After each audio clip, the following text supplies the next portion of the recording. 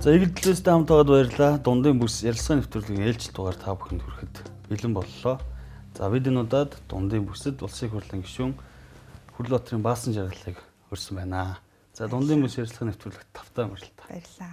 Хоёулаагийн ярилцах сэдв бол яг сүүлийн үед өрнөд байгаа хоёр том асуудал байна. Одоо том гэж хэлэхгүй байхаар аргагүй болчихлоо. За эхнийх нь бол мэдээж Монгол улсын үндсэн хуулийн цэц түүний гаргасан шийдвэртэй холбоотой асуудал байна.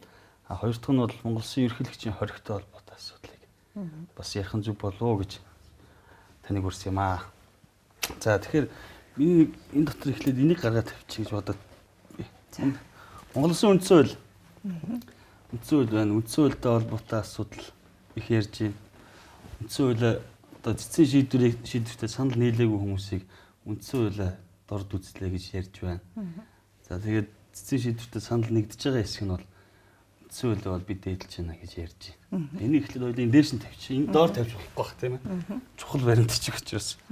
Би ч одоо энийг үндсэн хуулийг Монголын одоо эрхчлөөний баримт хүчил гэж боддоо шүү дээ. Зүг бодож байна уу би? Тэглүү яах вэ? Тэгэхээр ардчлалын баталгаа. Тий.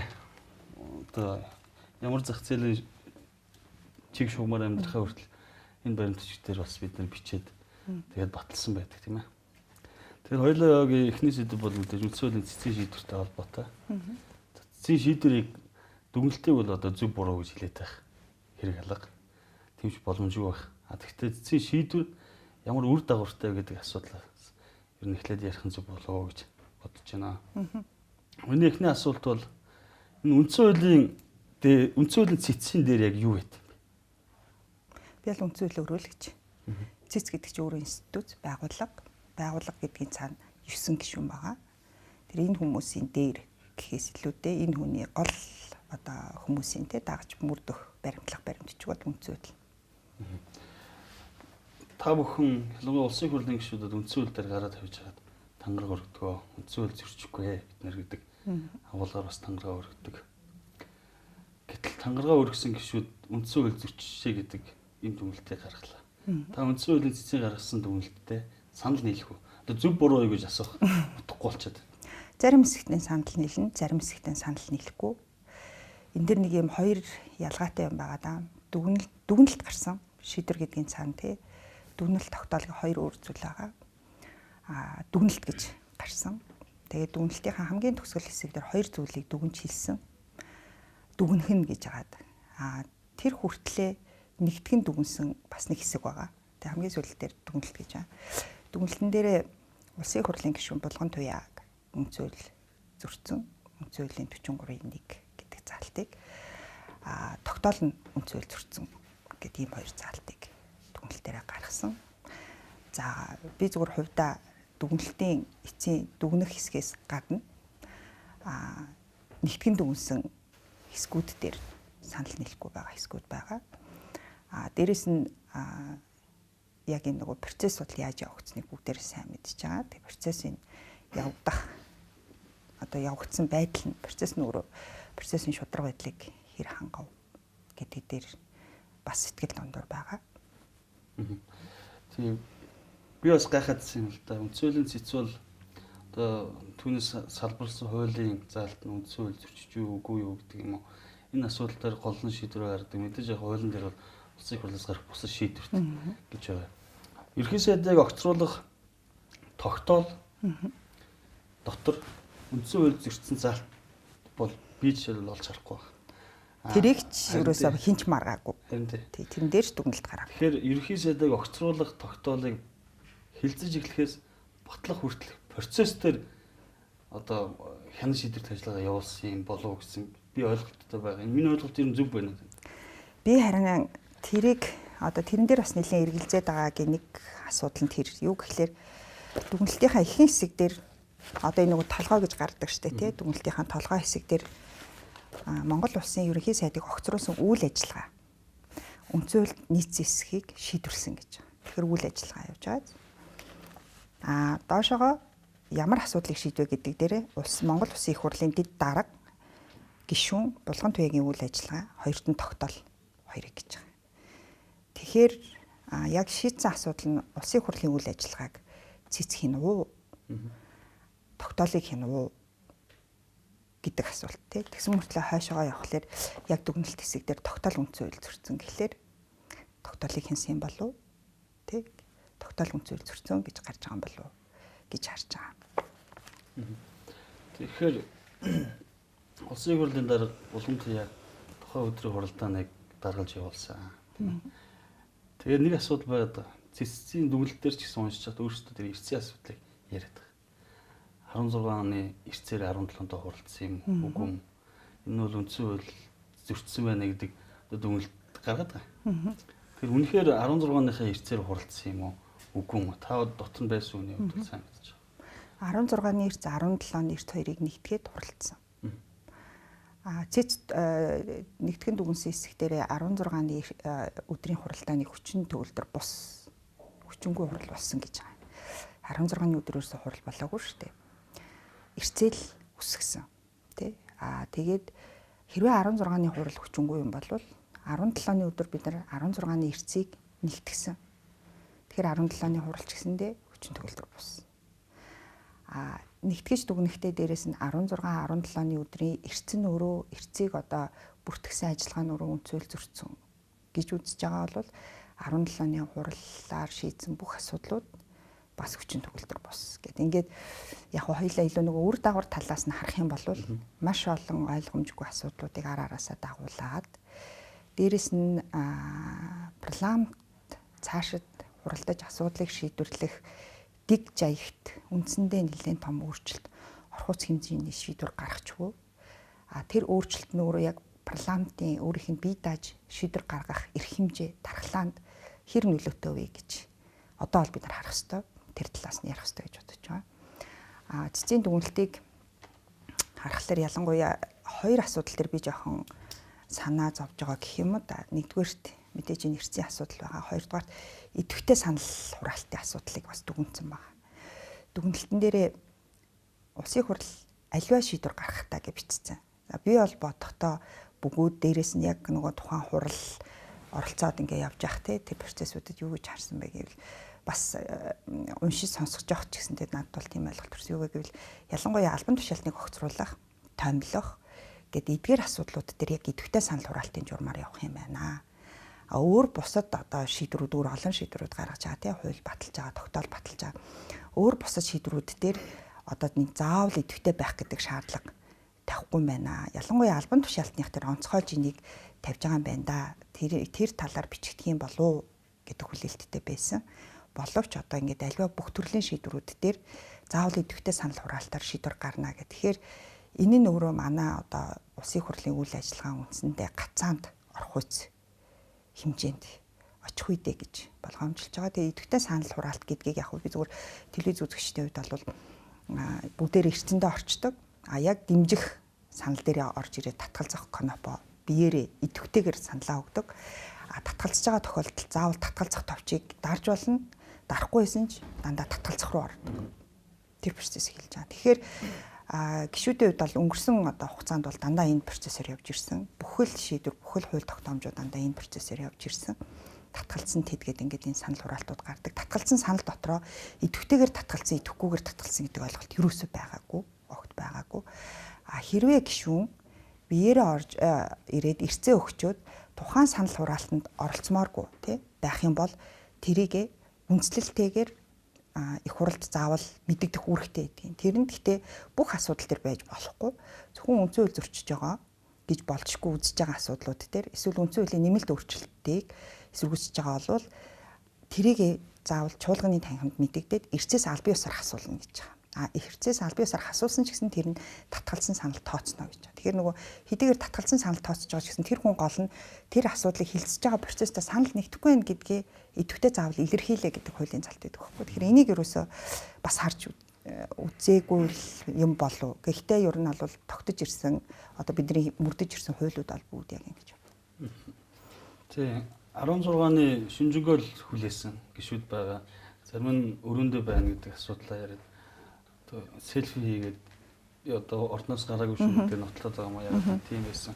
Асуух гэдэг юм санаатайгаар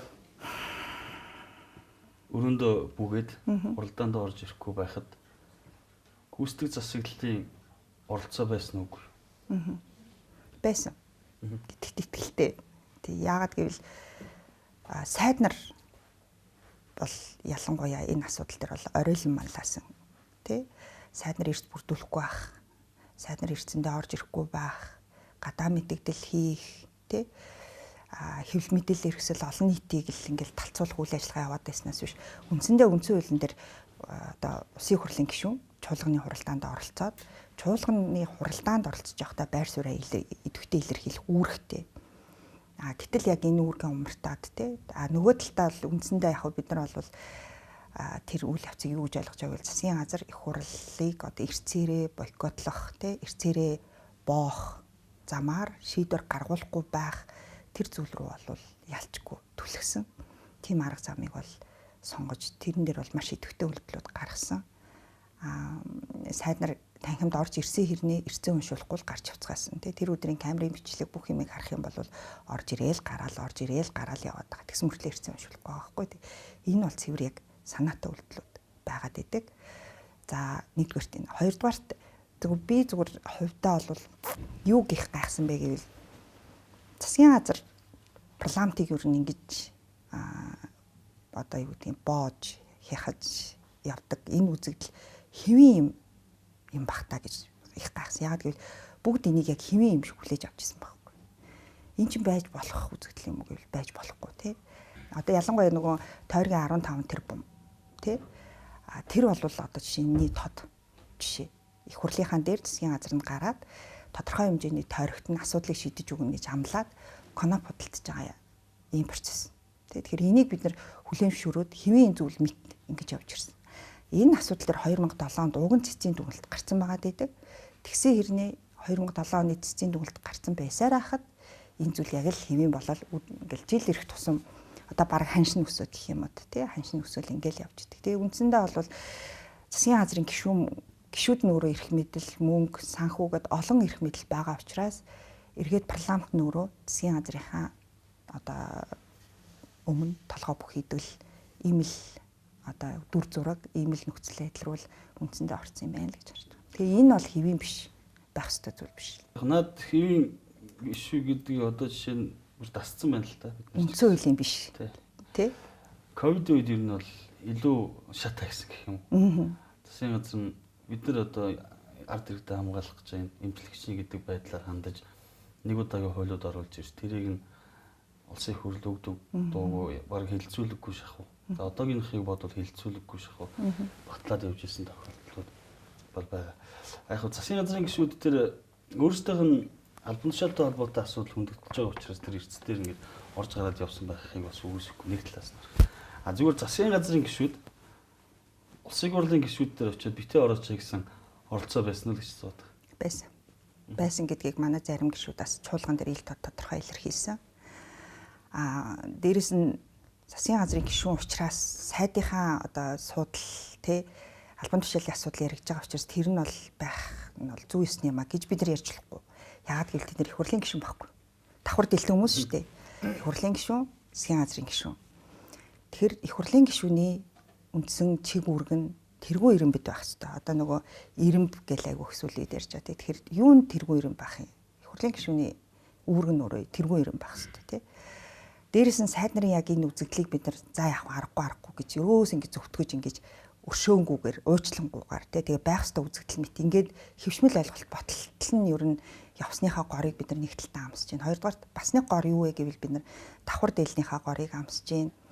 Маш их засгийн газрыг томруулсныхаа горыг амсаж байна. Түрүүн таны ярьдаг ялчгүй эрх мэдлийг хэд төвлөрүүлсэн засгийн газрын эрх мэдэл маш том байгаа. Энэ одоо зүйлийнхаа бас горыг манай парламент амсаж байна. Одоо яг энэ хямралаас парламент гарахгүй болвол бид нар ер нь энээс цаашаа бол энэ хിവэр нь ингээд үргэлжлүүлээд энэ чигээр нь явах юм бол ер нь парламентын засаглалтай гэж хэлэхэд бол их л хэцүү л болох гэдэг юм гэсэн үг те. Тэгэхээр нэг олон шалгуурууд байдаг. Тэрний шалгуурыг үндсэндээ бид нар бас хангахгүй талдаа л болж эхэлж байна. Эрсдэлтэй холбоотой асуудал дээр засгийн газрын гишүүд, их хурлын гишүүдэд нөлөөлөд гэдэг гомдлууд их хурлын гишүүд тухайн үед хэд дээрээ тавьж ирсэн болохоор бид энийг асуудаг. Засгийн газрын гишүүн улсын их хурлын гишүүнийг хавсарч гүйцэтгэж болно гэдэг асуудал дээр бол бас л маргаантай. цэцгийн 3 ч өөр дүгнэлтүүд гарч байгаад одоо ингээд квот болсон шүү дээ сүлдтэй. Яг засгийн газар болоод улсын хурлын хилтүүс хооронд энэ ялгаа заагийг одоо бие биендээ харилцан хяналттай байх ч гэдэм үү. Энэ яг үндсэн зарчмыг алдагдсан байна гэж та дүгнэж байна те. Тэгэхээр яг энэ асуудлыг яаж засах юм? Тийм юм танд хольжийн хувьд бас гаргалгаа байдаг. Ямар ч гэсэн засгийн газрын үндсэн хуулийг болоод ялангуяа их хурлыг ингэж одоо юу гэдгийг их хурлыг хяхан богдуулах гэх юм уу одоо нэг ийм одоо үйлдэлүүдийг зөв бус үйлдэлүүдийг дээрэс нь яг нарийн ярих юм бол бас энэ чинь үндсэн хуулийн зөрчил бүхий үйлдэлүүд гэсэн үг те. Энэ үйлдэлүүдийг ер нь одоо өстой үндсэн хуулийн цэцэд нь өгөх ёстой газар нь гарах ёстой гомдлуудыг гаргаж авах ёстой юм байна. Энэ үйлдэлүүдийг тогтоож авах ёстой юм байна. Нэг. За хоёрдугаарт гэхдээ яг одоо цаг нисхийг бол би хэлж мэдэхгүй. Зүгээр сүүлийн үед ингээл зарим нэг судалгаа бүтээлүүдийг уншиж байхад 92 онд тухайн үед яригдчихсэн нэг чухал зүйл нь үндсэн хуулийн тагнуулын байгууллага гэж байх ёстой Монголд гэж бол хэд хэдэн газар яригдаад тэр байтугай одоо хуулийнх нь орчуулга бусад улс орнуудад байдаг хуулийнх нь орчуулгыг хүртэл хийгээд хургуулж исэн тохиолдол чим тогшч гэсэн бас яг тэр хуулийн орчуулгыг нь хийгээд тухайд албан тушаалтнуудад хургуулж исэн юм билээ. Тэгэхээр энэ бас институцийн дээр байх ёстой юу үгүй юу гэдгийг бид бодох ёстой юм билээ.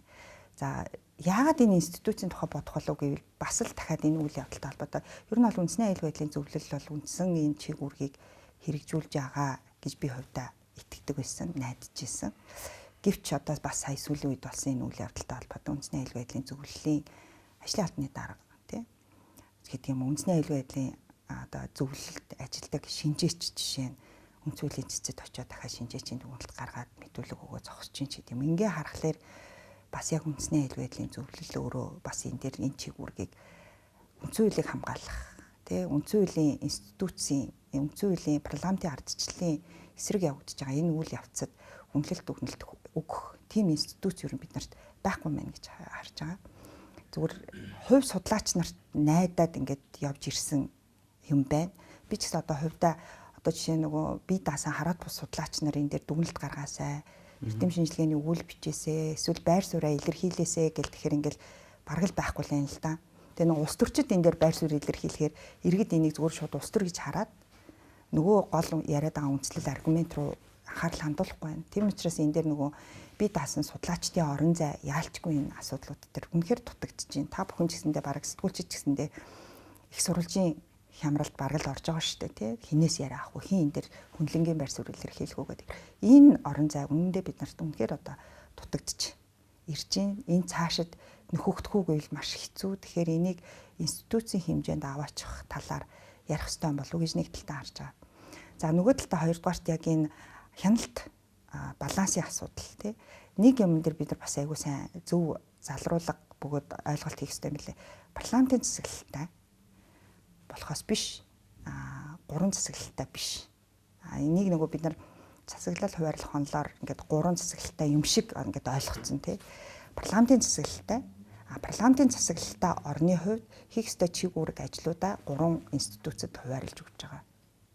Уг нь бол тий. Тэгэхээр энэний балансын асуудал уг нь бол парламентын засаглал нь өөрөө үндсэн засаглалын хэлбэр нь өөрөө парламентын засаглал. За тэгэхээр энэ ойлголт энэ зүйлүүдийг бид нар эргэж нэг хараад магадгүй их хурлын тухай хууль, их хурлын дэгийн тухай хуулийн зарим нэг залтуудыг залруулах ёстой юмнууд бол байгаа. Гэхдээ илүү сулруулах гэхээс илүү бид нар үндсэн хуулиндаа нийцүүлээд илүү парламентын засаглалыг бэхжүүлэх тод том руу харуулах тэр эрх мэдлүүдийн асуудлыг ярих ёстой юм байна гэж харж байгаа. За одоо жишээ нь 3 дугаарт юу вэ гэвэл ерөнхийлөгчийн тухай хуулийн асуудал, ерөнхийлөгчийн үндсэн хуулийн 2019 онд үндсэн хууль нэмэлт өөрчлөлт орсноос хойш хэд хэдэн хуулиуд өөрчлөгдөх ёстойг нэг нь ерөнхийлөгч институцийн хууль өөрчлөгдөх ёстой. Одоо болтол өөрчлөгдөөгүй байгаа. Дагаад хоргийн асуудал яригдана. Хориг юун дээр тавих, юун дээр тавьж болохгүй юм бэ гэдэг хил хязгаарыг гаргаж ирэх ёстой. Тэгжиж бас парламентын дархлаа хадгалагдаж үлдэх юм байна гэдэг. Ингээд харахаар би одоо ганц одоо гишүүн гэхээс илүүтэй бид нар институцийн түвшний их яриа хэлцээр хийж зөвшөлтсөл хийх хэрэгтэй болоод байгаа. Гэтэл яг одоогийн нөхцөл байдал яг ийм зөвшөлтсөл хийх хэмжээнд одоо байна уу гэвэл харамсалтай нь одоо зөвшөлтсөлийн хэмжээнд очихооргүй л болчихлоо л да. Тэгэхээр ойрын нэг 2 жилдээ энэ эдэд засагдахад их хүнд болов уу гэж харж байна. Үндсөөлөөр улсын ерхий сайд танхимаа өөрийн дураар одоо ямар нөлөөлөх үү хараат бусаар бүрдүүлдэг. Гэхдээ ерөнхий сайдыг томилох эрх нь зөвхөн одоо бага ард түмэн гэж ярьдэн шүү дээ. Улсын хурлаас хадгалагддаг. Хариуцлага тооцох асуудал нь ч гэсэн парламентд хадгалагддаг. Хариуцлага тооцоход ерөнхий сайдыг огцруулаа гэдэг асуудал тавьтал үндсэн хуулийн цэц гэдэг байгууллага шийдвэрээрээ үндсэн хууль зөрчиж та нар ерөнхий сайдыг огцруулж болохгүй гэдэг асуудал байдаг. Яг энэтэй холбоотой би хэд хэдэн хуульчдын ер нь байр суурийг ингээд сая өнгөрсөн хоногудад харлаа л та. Ингээд яваад ангууд засгийн бүх эрх мэдэл ард түмний гарт байна гэдэг үндсэн хуулийн зарчим алдагдчихээн гэдэг байр суурийг бас цөөнгөө хуульчид илэрхийллээ. Та энэтэй санал нэгдв үү? Цэцгийн дүгнэлт гарах хүртэл санал нэгдэхгүй байх байлаа. Цэцгийн дүгнэлт гарснараа санал нэгдлээ л гэж одоо зааг ялгаатай хэлээ л да. Гэхдээ яг өнөөдрийг хүртэл явж ирсэн эрх зүйч хүний одоо би ч хуульчийн эрхээ түтгэлзүүлсэн. Эрх зүйч хүний хувьд өөрийн гэсэн итгэл үнэмшил, итгэл найдвар байдаг.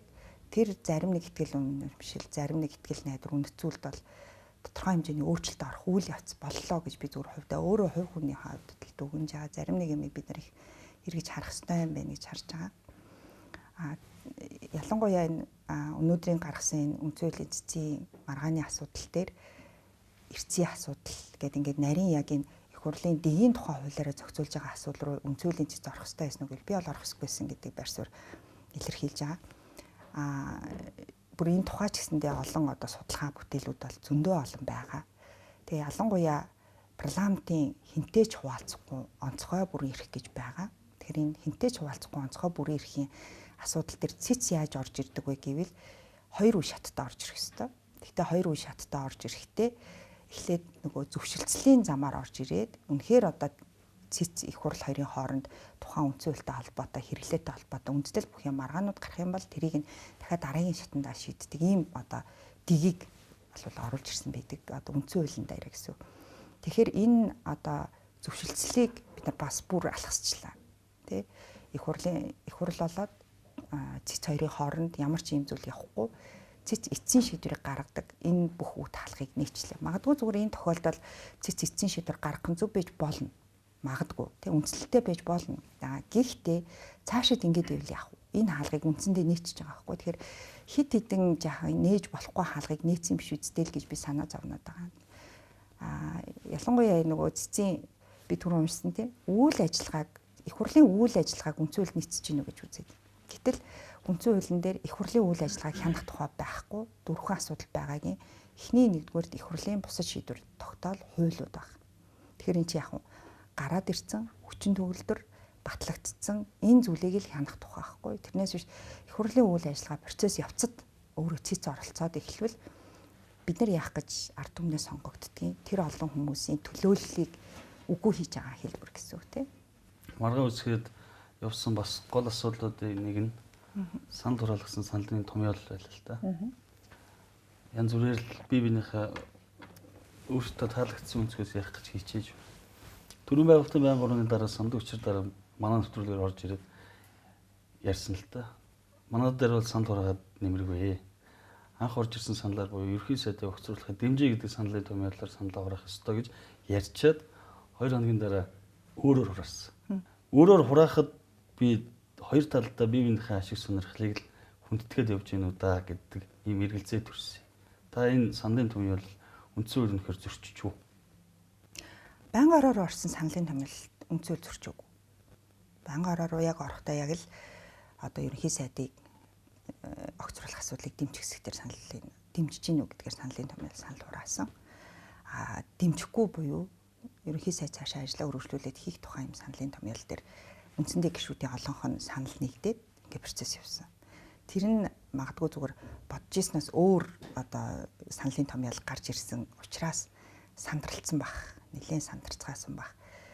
Би хувьдаа бол тухайн үедээ бол бас энийг улс төрийн нэг үйл ажиллагаа байж болох юм. Яагаад гэвэл энэ байнгын хороо хуралдах гэж дунд нь 2-3 удаа хойшилсан, хугацаагаа сунгасан санаж байгаа бол тий 5 дахь өдөр 4 дахь өдөр хуралдаад эцсийн шийдвэр гаргачих боломжтой байсан боловч хойшлуулсан.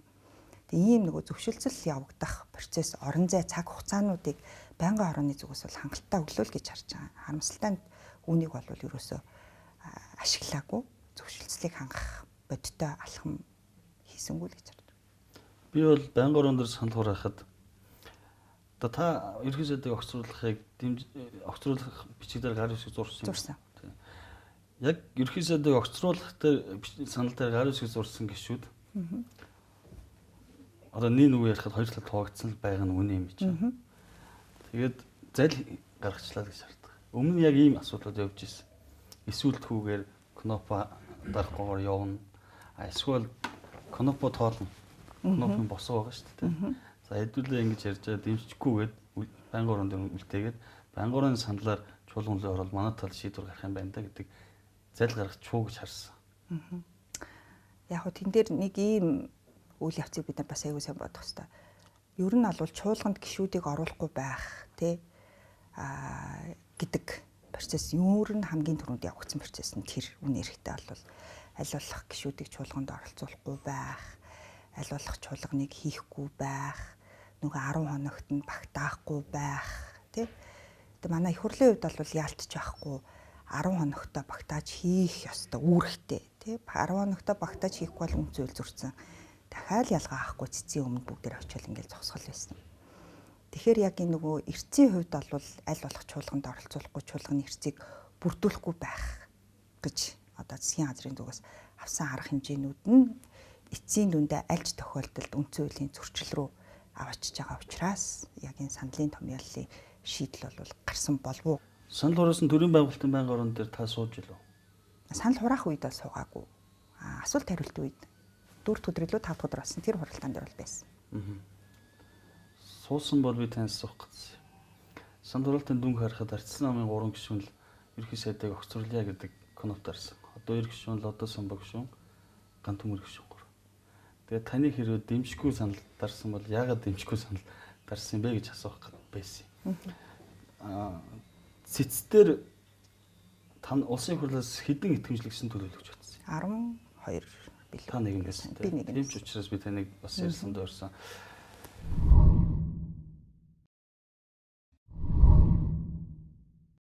Улсын хурл баталсан тогтоол шийдвэрээ хуулаа хамгаалах гэж цэцдэр очдог. Та яд хамгаалаагүй. Хамгаалгаж хүсээгүй болов гэж харсан. Орж ирээд мэтгэлцээний зарчмаар үндслээ тайлбарлаад баталсан тогтоолоо хамгаалаад тэгээд гарч ирэх юм болов гэсэн бүгдээрээ төрүүлээд хуралдааны орхио гараад ирсэн. Яагаад ингэж хандж байгаа? Бидний хувьд хамгаалах гэж оролцсон, хамгаалах бүх одоо процесс гэх юм уу да хүсэлтүүдэд тавьсан, гомдлоо тавьсан, харамсалтай цэц бол ерөөсөө энэ процесс хүсэлтүүдийг хуулийн дагуу шийдвэрлээгүй. Үндсэн хуулийнхаа дагуу ажиллаагүй. Цэц бол тэр нь бол сүүлдээ маш илэрхий болсон. Одоо та хэд маань бас мэдчихэл байгаа. Бид нар 2 хүсэлт 2 гомдол гаргасан. Аль алийн шууд цэцгийг хурлыг даргалж байгаа хүн шууд танхимд амар хариулт хэлээд наадах чи хилцэхгүй гэсэн. Тэгэхээр одоо хамгийн одоо наад захын шүүхийн одоо процесс тавигддаг хамгийн наад захын шаардлага хүсэл гомдлыг шийдвэрлэх тий. Энийг бол бүр огт шийдвэрлээгүй. Тэгээ тэр тухайга дүгнэлтэн дээр юу гэж одоо энэ процессыг дүгнэдэг юм бол таа гэсэн чинь иргэд өргөдөл мэдээлэл гаргаснтай холбоотой асуудлыг тий шийдвэрлэж явах явцад гомдол гаргах юм бол цэц шийднэ. Албан тушаалтан хүсэлт гаргасан бол цэцийн гомдол хүсэлтийг шийдэхгүй гэж бичиж. Энд ч одоо юу гэсэн үг? Тэ иргэдийн одоо өргөдөл гомдолтой холбоотой асуудал дээр их хурл хүсэлт гомдол гаргах юм бол тэрийг цэц шийдээд албан тушаалтан хүсэлт гаргаад цэцээр асуудал шийдвэрлэх юм бол хэний ч хүсэлт гомдлыг цэц шийдэхгүй гинэ. Тэгэхээр ингээд албан тушаалтан чинь бүр одоо юу гэдгийг цэцийнхаа дээр байх шиг байх юм. Нэг. За хоёрдугаарт гэвэл бас нэг зүйл юу вэ гэвэл хуралдаа нээлттэй болсон бол бид нар бас цааш үргэлжлүүлнэ гэх нь бол тодорхой байсан. Нээлттэй гэдэг дээр та нар бүгдээрээ мэдж байгаа бичлэг үндсэндээ зогссон. Бичлэг зогсохдоо засгийн газрын байр суурь нээлттэй шууд дамжуулалтаар яваад тэгээ шууд бичлэг зогссон. Их хурлын итгэмжлэгсэн төлөөлөгч за булган туяа даргын хувьд бол бас энэ байр суурийг энэ бичлэг яагаад олон нийтэд зогсчихвоо. Нээлттэй явуулна гэж та нар зарласан. Энэ бичлэг чинь зогсчлоо гэхэд баясгалан дарга шууд юу гэж хариулсан гэж баясгалан дарга бям цогц цайдаа яагаад энэ бичлэг зогсож байгаа юм бэ гэж асуусан. Бям цогц цайдаас асуусан. Цэцгийн дарга. Цэцгийн дарга хуралдаан дээр. Дотор нь одоо нөгөө сэтгүүлчид оюутнууд сууж байгаагаа бас нээлттэй л гэж тайлбарлах байх л та. Гэтэ энэ бол хангалттай нээлттэй байж чадаагүй гэж би хувьдаа хэлнэ.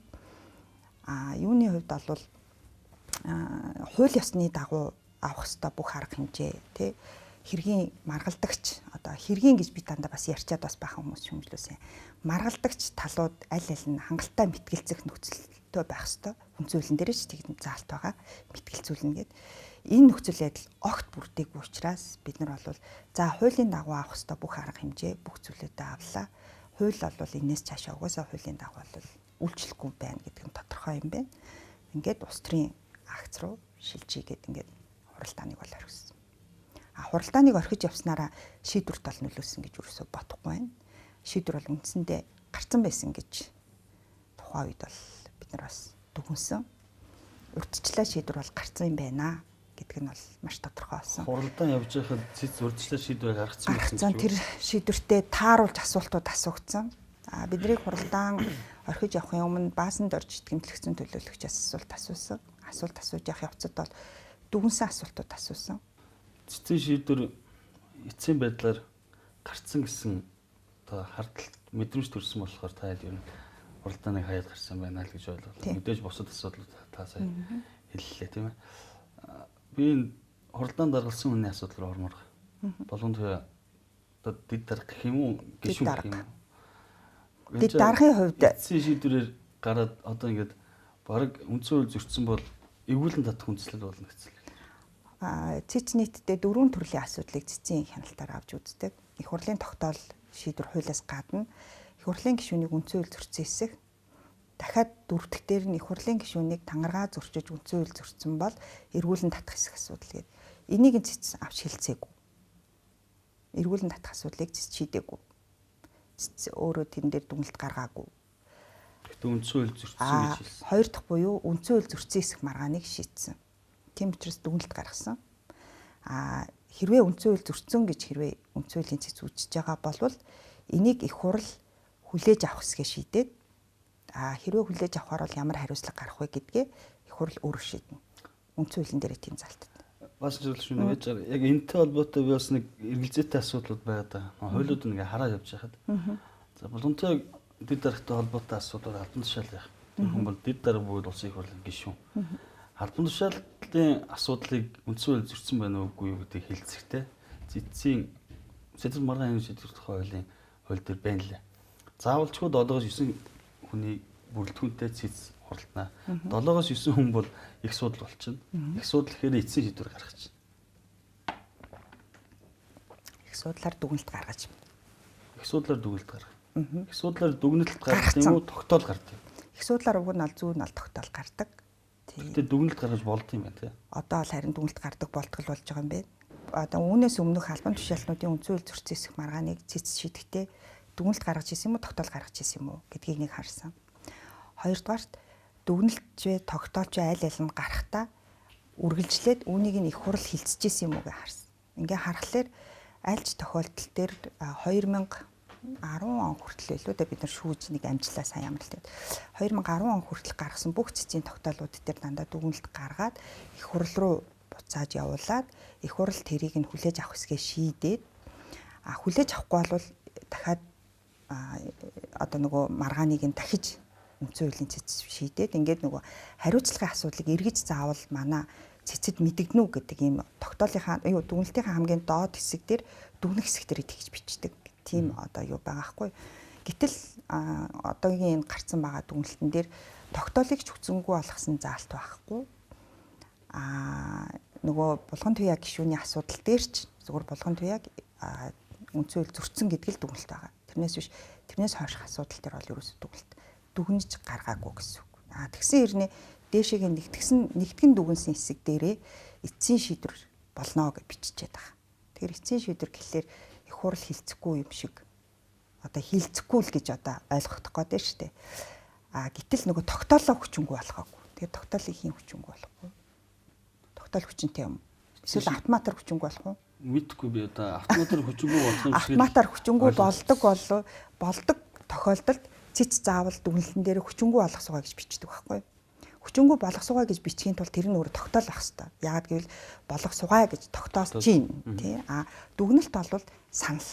Та сая бас хэллээ те яг энэ үндсэн хуулийн цэцээс гарсан энэ кейсүүдийг харсан гэж байна шүү дээ. Яг албан тушаалтны хэрэг дээр дунцуудаар хурлцсан тохиолдол байсан юм. Дунцууд л биш дандаа 7-9 үний бүрэлдэхүүнтэй гэдгээр байгаа даа. Гэхдээ их хурл руу буцаагаад их хурл энэ асуудлаа хэлцээд энэ албан тушаалтандаа ямар хариуцлага тооцсноо буцааж мэдэгд гэдэг заалт дандаа бичдэг байхгүй. Энэ дүгнэлтэн дээр юус тэгж бичээгүй л гэдэг байгаа гэсэн. Юусоо тэгж бичээгүй. Би яг энэтэй холбоотой бас хуулийн залтуудыг харахаар үндсэн хуулийн 29-3-т байна лээ. Улсын хурлын гишүүн бүрэн эрх хэрэгжүүлэхдээ өргөсөн тагараас анцаж үндсэн хууль зөрчсөн бол түүнийг гишүүнээс эвгүүлэн татах үндслэл болно. Улсын хурлын гишүүн гэмт хэрэгт холбогдсон тухай асуудлыг улсын хурлын чуулганаар хэлэлцэж бүрэн эрхийг төлөвлөжүүлэх хэсгийг шийдвэрлэнэ гэж үндсэн хуулийн заалт. Таны хэлдгээр сая Монгол Улсын их хурлын тухай хуулийн 9-р зүйлд байна лээ. За энэ асуудлаар цэц гишүүнийг үндсэн хууль зөрчсөн гэж дүгнэх юм бол улсын их хурлаар хэлэлцэн шийдвэрлэнэ. Хоёр туслахгүй да. Нөгөө цэцийн шийдвэрлэх ёстой дөрвөн асуудал гэдэг шүү. Цэцийн үндсэн хуулийн дээр заасан байгаа. Их хурлын тогтоол, за их хурлын хууль гэд ойлгочих тий. Гурав дахь нь сонгуультай холбоотой ард нийтийн санал асуудлыг сонгуулийн ерөнхий хорооны шийдвэр хоёрт нь байдаг. Гуравт нь их хурлын гишүүнийг үндсэн хууль зөрчсөн хэсэг асуудал. Дөрөвт нь тангараагаасаа няцаж үндсэн хууль зөрчсөн хэсэг асуудал. Энэ хоёр тусдаа зохицуулалтаар явж байгаа юм. Цэц болохоор энэ гурав дахьаар нь шийдсэн. Тэгэхээр олон нийтэд бид нар ойлголт өгөхдөө бас олон нийтийн зүгээс юу гэж ойлгоод байгааг нь тангараагаасаа няцаад үндсэн хууль зөрчижээ гэж цэц дүгнээд байна гэдэг аахгүй. Цэц ийм дүгнэлт гаргаагүй гэсэн. Гурав дахь асуудлыг хэрвээ шийдсэн бол одоо шийдсэн юм байна гэж харж байна тийм ингээд цэцийн хаяг гаргалаа. Гурав дахь асуудлыг шийдсэн дүгнэлт гаргасан учраас их хурл энэ дээр дахиад хилцэж явна гэсэн. Таатай гэж үзлээ цэц бол үдээж үзэхгүй шүү дээ.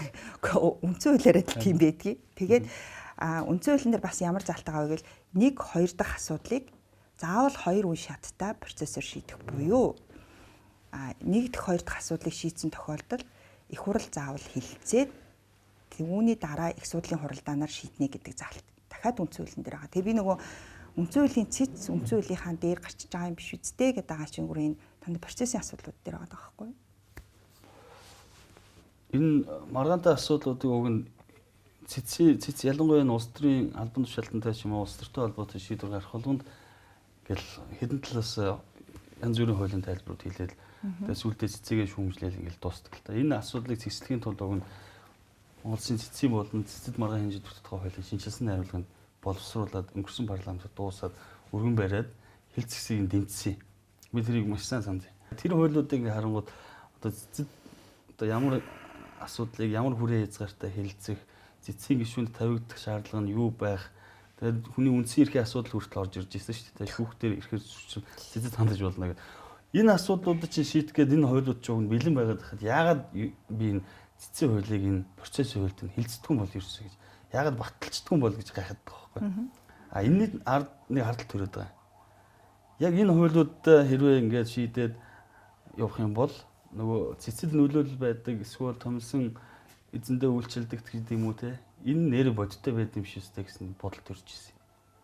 Та ямар бодолтой? Би одоо арайч тийм байхгүй бэлгүүдэл гэж боддгийг. Тийм ихтгэл үнэмшилтэй байдаг. Зүгээр тэр цэцгийн хуулийг яагаад явуулдаггүй, цэцгийн хэрэг одоо процессын хууль яагаад явдаггүй гэдгийг одоо ингээл харахад цэц өөрөө процессыг тогтооно л гэж дахин дүгнэлтэн дээр бичээд байгаа байхгүй юу. Тэгэхээр цэцгийн гишүүд цэц гэдэг институт өөрөө энэ хуулиа явуулдаггүй юм байна да гэдэг хардлага одоо бол надад төрж эхэлсэн. Яагаад гэвэл тгээ бид нар өөрсдөө тогтоомоор байна. Тухайн нөхцөл байдалд тааруулаад тгээ өөрсдөө тогтоох тийм одоо хэв маяг тогтоод олон жил болж ирсэн юм байна. Тэр байтугай дэгийн тухай хуулийн дээр цэцгийн өөрийнх нь процессын хууль гэж үг нь байгаа шүү дээ. Энэ процессын хуулийн дээр заагаагүй дэгийн асуудлыг цэцгийн даргын одоо шийдвэрээр за мэдээж одоо цэцгийн гишүүдтэйгээ ярилцж байгаа л тэр дэг журмыг тогтоодог байх. Гэхдээ энэ асуудал, энэ процесс нь одоо болтол бас нээлттэй биш. Явж байгаа. Гэх мэтэр ингээд цэцэд айгүй олон асуудлууд нээлттэй биш, хаалттай байх сонирхол цэцэд өөрт нь байгаа юм байна гэж би одоо дүгнэж байгаа. Хуулиараа цэцэн 9 гишүүний 3-ыг ерөнхийлөгч, 3-ыг улсын их хурл, 3-ыг дээд шүүгээ санал болгосноор улсын их хурл томилдог. Мөн дээрэс нь цэцгийн процесс хуулийг цэц биш улсын их хурл баталж өгдөө шүү дээ. Цэг таслал бүртээ. Томилж байгаа энэ субъектүүд дээр өөрчлөлт оруулах шаардлагатай үгүй юу гэдэг бас нэг өнцгүүд яваад байдیں۔ Би хуульч биш болохоор сайн мэдэхгүй юм. Яг цэцгийн гишүүдэд хаанаас яг томилох нь зөв байдیں۔ Томилох биш, санал болгоод явах нь мэдээж улсын хурлаар томилж байгаа. Хаанаас санал болгох нь зөв байдیں гэсэн байр суурьуд байдаг л та. Тэг би хуульчаас байр суурийг тэрэн дээр сонсох гэдэг. Одоо яг энэ санал болгож байгаа субъектүүд нь онж байгаа юм уу? Би одоо өмнөх ихтгэл үнэмшил дээрээс ойрын хэд хоног маш их хэрэгэлцээнд орцсон. Түүний нэг нь ялчгүй нөгөө томилгооны асуудал байгаа. Гэтэ цэцгийг би үндсэндээ шүүхийн одоо системийн нэг тий цэц бол үндсэн хуулийн шүүх юм а гэдэг ихтгэл үнэмшилтэй байсан. Гэвч одоо яг юм нөгөө шүүхийн наад захын стандартыг хангууц хэмжээний хүмүүс томилогдож гин үгүй юу гэвэл үнэхээр эргэлзэхүйц одоо нөхцөл байдал үндсэндээ үүсчлээ л гэж харж байна. Хэрвээ шүүх гэх юм бол томилгоог бид нараа санал болгож байгаа хүмүүсийг харах хэрэгтэй. Ягаад гэвэл дандаа улс төрийн байгууллагаас санал болгоод байна. За ерөнхийлөгчийн хориг цэцгийн их судлалын хуралдаанаас 2 хоногийн өмнө хориг тавихаар цэцэд нөлөөлөх гэсэн оролдого байж болох. Би ягаад гэхээр өмнөх асуудалтай холбогдоод байгаа. Ерөнхийлөгчийн санал болгосноор 3 хоног бол томилсон байна шүү дээ, тийм ээ. Яг би зүгээр хувьдаа юу гэж харж ирсэн бэ гэвэл хэрвээ ерөнхийлөгчийн хориг тавьж байгаа бол цэцгийн хуралдаан хойшлох ёстой. Яагаад гэвэл хоригийг хүлээж авах хэсэг асуудал гээд одоо парламент өөрөө шийднэ. Ерөнхийлөгчийн хориг тавих бүрийн эрхийн хугацаа бас тухайн үедээ дуусаагүй байсан, хоног нь дуусаагүй байсан гэдэг ингээ харахаар яаравчлан яг хурал зарлаж байгаа нь цэцгийн үед ямар учиртай юм бол бас хоригийн үед бас ямар учиртай юм бол гэж энэ хоёрын уялдаа хууль зүйн гэхээс илүүтэй энэ улс төрийн дүгнэлт хийх болчиход байна гэсэн үг тийм. Энэ дэр бол нэг хууль зүйн хувьд бол нэг хайхтар дүгнэлт хийх бол шаардлагагүй тийм хууль зүйн үйл явц л юусаа биш.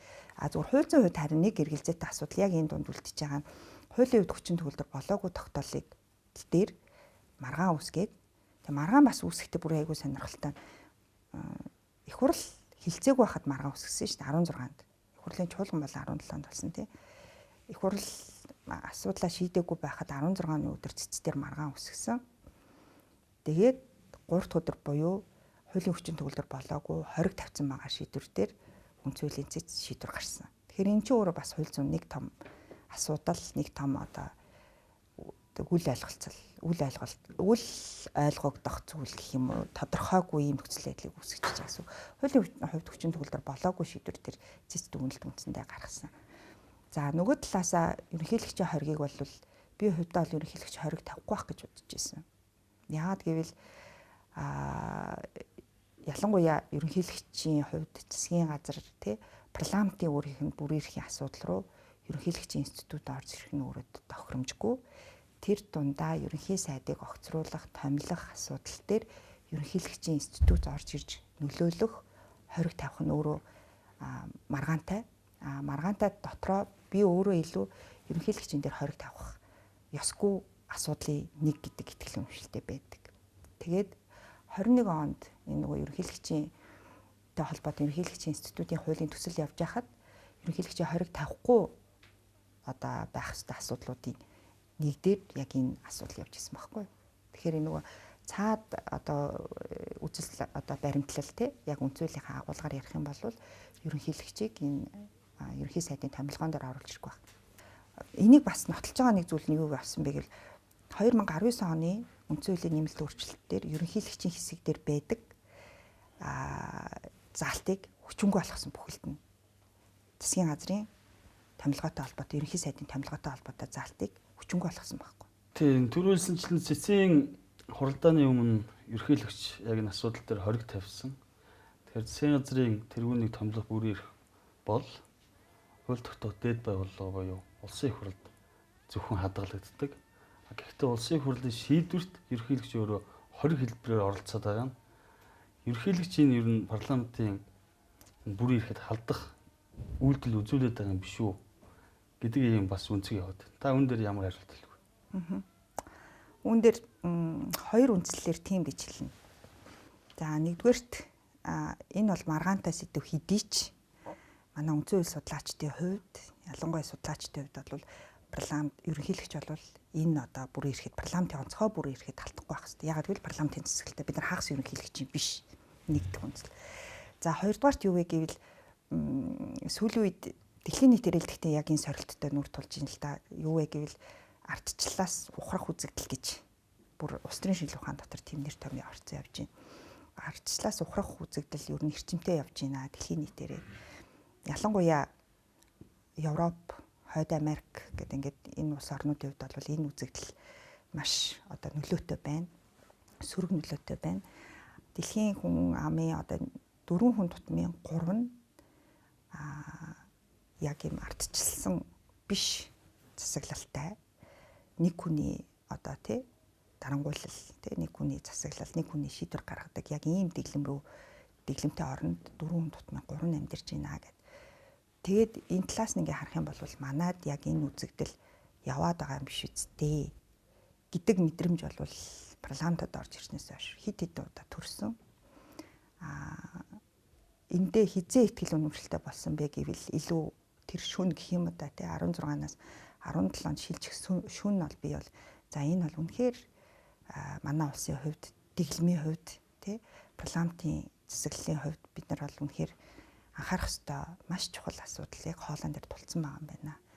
Энэ дээр бол бид нар бүгдээрээ харах ёстой юм. Энийг олж харах ёстой юм байна гэж үнэхээр санаа зовсон. Яг хөө тэн дээр нөгөө гишүүдийг орж ирэх хэрэггүй бол нэг асуудал тий.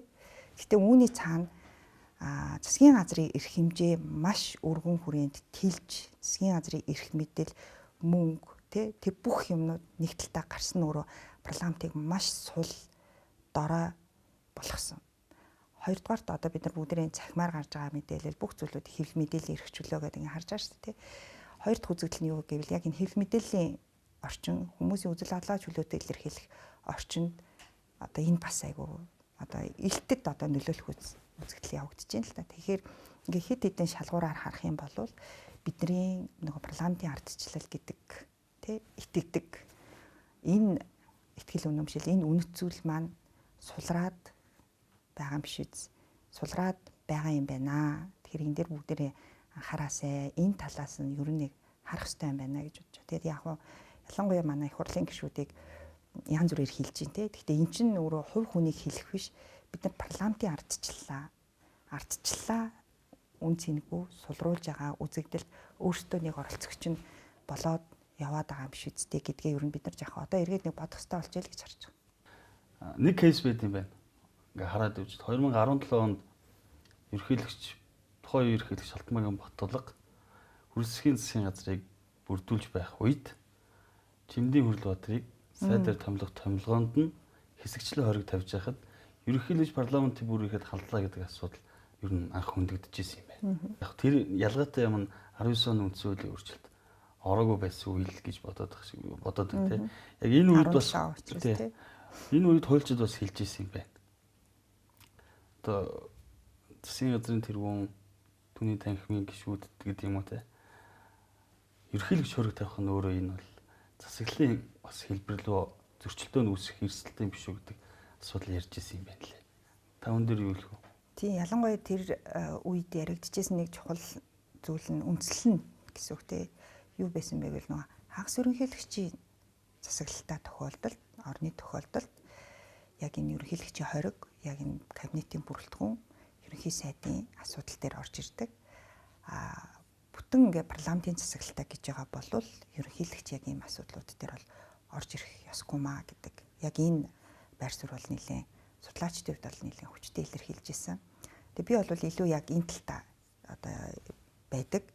Ялангуяа бид нар бол парламентын засаглалтай гэж байгаа орны хувьд бол яг ерөнхийлөгчийн хоригийн асуудлыг бүх асуудал дээр хориг тавих юм уу? Ямар асуудал дээр хориг тавихын тавихгүй юм бэ гэдэг дээр нухацтай хандаад энэ асуудлыг бол харах хэрэгтэй гэж харж байгаа. Дээрэс нь өнөөдөр ерөнхийлөгч хоригоо буцааж ах шиг байна. Тэгээд ерөнхийлөгч юу н хоргоо буцааж татах тухай хуулийн зохицуулт ерөөсөй байхгүй.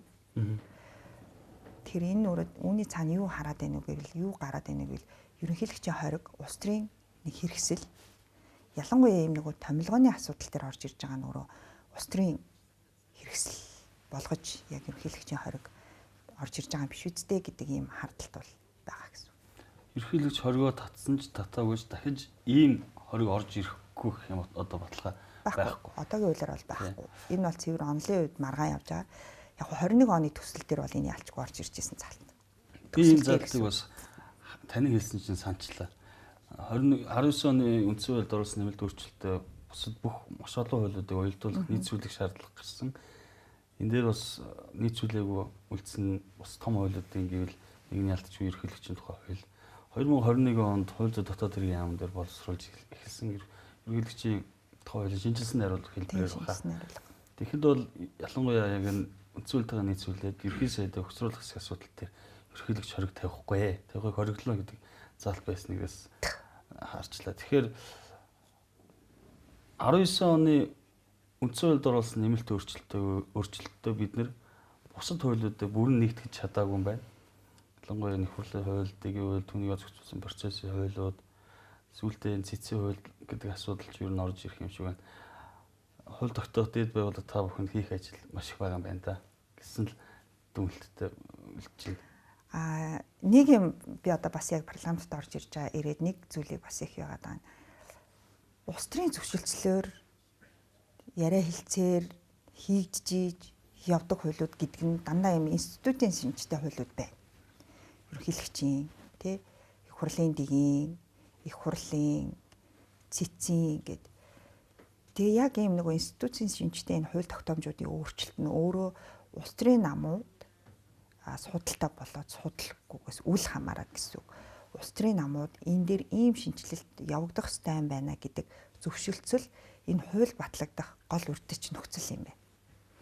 Би бол зүгээр урд нь хуульчаар ажиллаж байхад тэгэл хуулийн бичил батлуулчихгүй гэл айгүй амархан боддог гэсэн бохоггүй. Гэтэл эн чинь өөрөө хууль зүйн одоо салбарын асуудал биш. Нэмэх нь улс төрийн шинжилгээ ухааны салбарын асуудал давхар орж ирээд энэ хоёр салбарын тий шинжилгээ ухааны асуудлууд дээр зөвшөөрөлцөл янз бүрийн бүх одоо талаас нь үнэлж дүгнжиж тэг ялангуяа нөгөө хууль зүйн үеийн нөгөө балансыг барихад манай хуулийн гэхээс илүү яг улс төрийн шинжилгээ ухааны талаасаа яг нөгөө хүчний харьцаа, тэнцвэр, хаанаа гарахын, хаанаа очихын, аль эрх мэдэл нь хаанаа очиж нөлөөлөхин гэдэг нь өөрөө яг энэ улс төрийн шинжилгээ ухаанаар заашгүй судлагдж сайтар энэ дээр ярилцаж тэ сайтар энэ дээр яг нөгөө шинжилгээ ухааныхны үнэлэлт гарч иж энэ хуулиуд өөрөө явах ёстой хуулиуд болж таарч гэсэн. Тэгээд ялангуяа энэ нөгөө бидний одоо төдийлөн нэг хайхтар хүний амьдралд ингээд л те баасан жаргалын өдөр тутмын амьдралд талхны үнэнд очиж нөлөөлөхгүй хуулиуд гэд нэг анзаарахгүй яваад байсан чинь эн чинь өөрөө нөгөө ардчлалыг чинь нөгөө үндсэн хуулийг чинь бэхжүүлэх гол институцуудын хуулиуд өөрөө өнөөдрийг болтол байхгүй байгаа нь өөрөө маш том одоо улс төрийн хямралыг институцийн хямралын бас нэг том суурийг тавихад хүргэчүүдэй л гэж харж байгаа. Тий. Сая үндсэн хуулийн цэцгийн их судлалын хуралдаан болоод түүнтэй холбоотой шийдвэрүүд гараа явж байхад сэтгүүлчид ч гэсэн хоорондоо ярьж байлаа. 19 оны үндсэн хуулийн нэмэлт өөрчлөлтөөр ялангуяа энэ гүйцэтгэх засаглалын тэргүүнтэй холбоотой огцруулах асуудал дээр бол анх удаа тэр зохицуултыг хэрэгжилж үзэж байгаа юм бид тийм ээ. 43-ийн 1. Тий. Анх удаа хэрэгжилж үзээд яг цэцгийн гарч байгаа шийдвэрүүд цаашдаа бид нэр юу тодорхой болгох ёстой гэдгийг бол маш сайн харууллаа л гэдгийг л ойлгож авлаа. Сайн тий. Сайн үрдэн. За тэгээд дундын бүс ярилцлагын нэвтрүүлэгт урилга хүлээн авч хүрэлцэн ирээд өдөөс хэдэн төлөнгөө барьсараа холдсон. Улсын хурлын гишүүн Урлаадрын баасан жаргал танд баярлалаа.